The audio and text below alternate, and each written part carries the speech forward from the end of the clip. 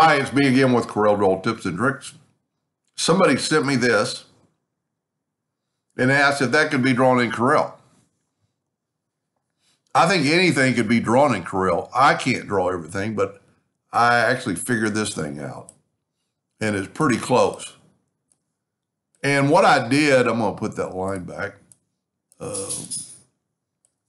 All I did, I started looking at this shape, and it looked like a curved, what I call a diamond shape.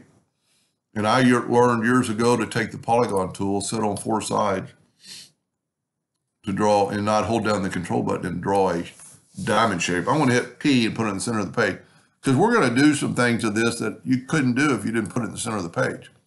I'm going to go to Object and convert it to a curve, but then I'm going to grab the Shape tool and I'm going to take away these four nodes we don't need. Then I'm going to select them all and I'm going to right click and turn it into a curve.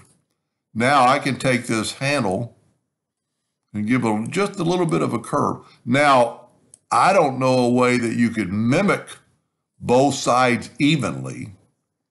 So that's why I'm drawing in the center of the page. I'm going to Control D to make a duplicate and mirror it. So both my curves are on the outside. So to mimic those curves, I'm going to take a rectangle, Smart Fill, fill that in, and then there is our shape. And for those of you that are going, how did he figure that out? Well, it took me a little while. I'm going to make it a little smaller, and I'm going to hit P, put it in the center of the page, start moving and hold down the control button. Then I counted them, and there's 18 segments. So that would be a 20 degree rotation. So I'm going to Control D to duplicate it, double click on the X right there and move the rotation to the center of the page.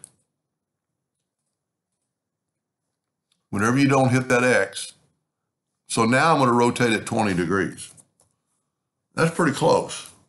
Now I'm going to rotate it 40 degrees. And then I'm just going to Control D all the way around.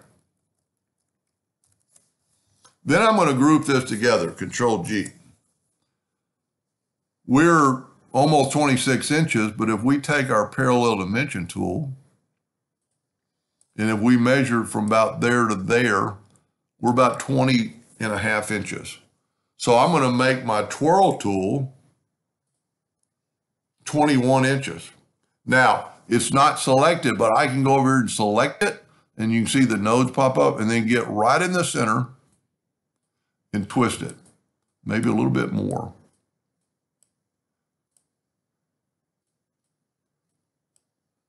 That might be too much. I lowered my rate speed so I could do that.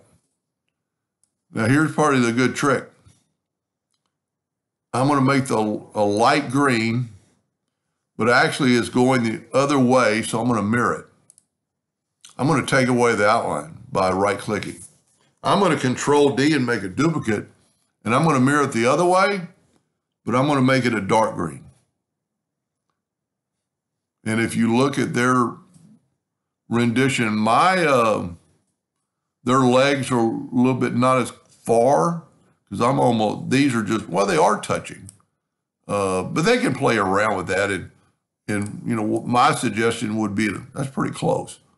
My suggestion would be take the first one and make a copy, move it out of the way, and then play with this instead of having to back up and do the whole thing. And then just double click on your rectangle tool and it puts a box around your whole page. And then we could just make that box purple. And look at there. That's pretty close. It's a little bit different than the first one I made. Got a little bit more of a curve. And I'm not sure that's how whoever drew it the first time. I'm not sure they even drew it in Corel. But that's a pretty cool graphic. I don't know what they're going to use it for. Anyway, I hope that helped them a little bit. Thank you for watching.